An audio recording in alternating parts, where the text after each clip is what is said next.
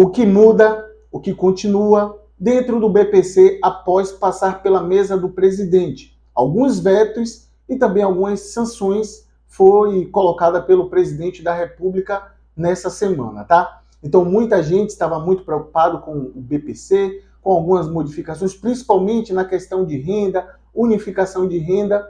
Tem uma extensão do Bolsa Família, quando a gente trata aqui da biometria também, que será um item que vai ser colocado com mais efetividade dentro do programa BPC, e assim também como o do Bolsa Família. Mas desde já, eu te convido a se inscrever no canal, ative o sininho para ficar por dentro de todas as novidades. Gente, se você tem dúvidas, quer dar uma sugestão, uma opinião, deixe nos comentários abaixo, que será muito bem-vindo, tá bom? Então, sem demora, sem enrolação, vem para o que interessa. Gente, olha só, o BPC, todos sabem, né, que o BPC, ele então é uma regra válida para que todas as pessoas com 65 anos ou mais, ou pessoas com deficiências, com renda familiar mensal inferior a 1/4 do salário mínimo. Isso também teve uma modificação, tá? Presta atenção.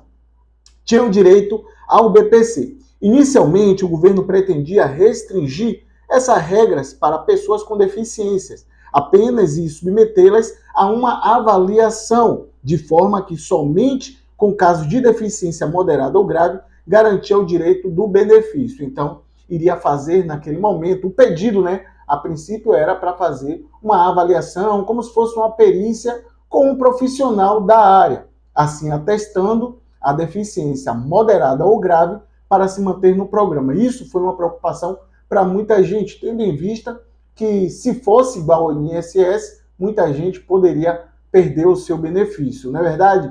Mas olha só que notícia maravilhosa mais abaixo.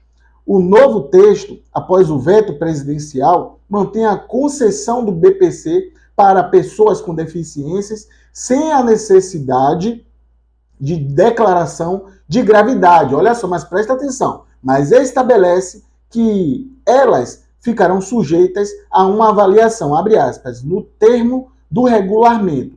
Quer dizer, pode passar por uma avaliação caso tenha alguma necessidade, algum tipo de suspeita, tá?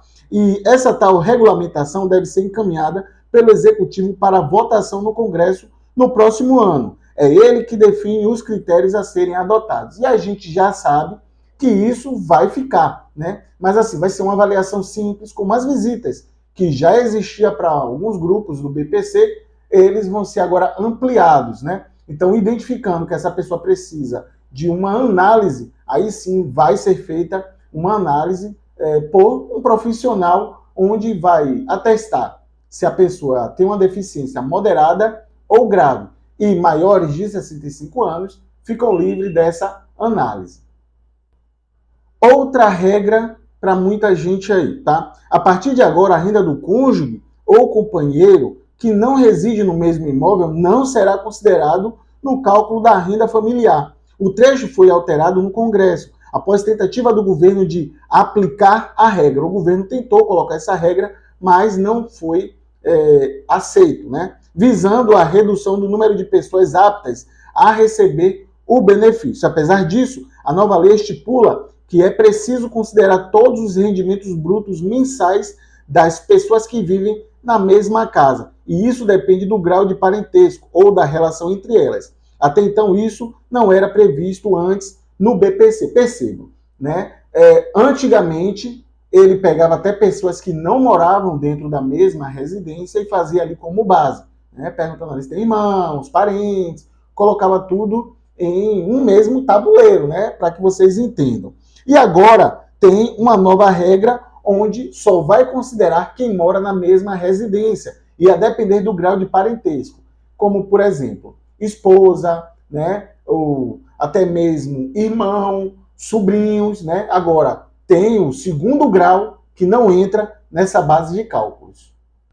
E vem uma outra notícia muito boa.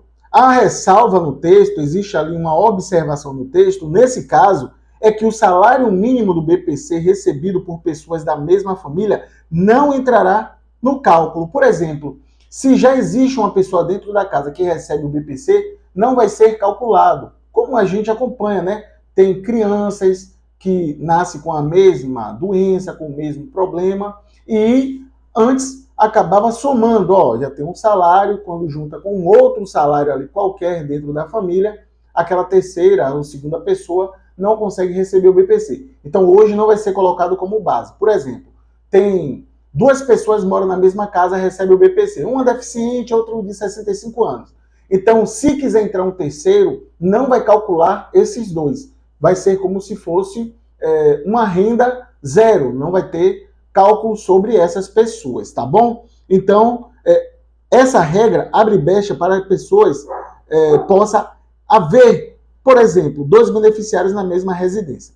Em relação ao cadastro, a lei determina que os dados deverão ser atualizados no máximo a cada 2 anos. Pode ser menos de 2 anos, tá? O uso de biometria será obrigatório, com exceção de lugares onde o poder público não conseguir implementar a tecnologia. Então, a impressão digital vai existir, porém, no local que não tem como ir, não tem como fazer essa biometria, então não vai ter nenhum problema. Mas a atualização ela pode ser até 2 anos. Porque também já existe um pedido para diminuir. E isso não vai para o Congresso. Pode simplesmente tratar por uma normativa pelo próprio ministro, Wellington Dias, ali trazendo uma redução dessas atualizações. Tá? Então é uma boa notícia, querendo ou não, é uma boa notícia, muito favorável. E agora segue outros trâmites para votação. E só o próximo ano agora, só em 2025, para poder fazer e estabelecer essas novas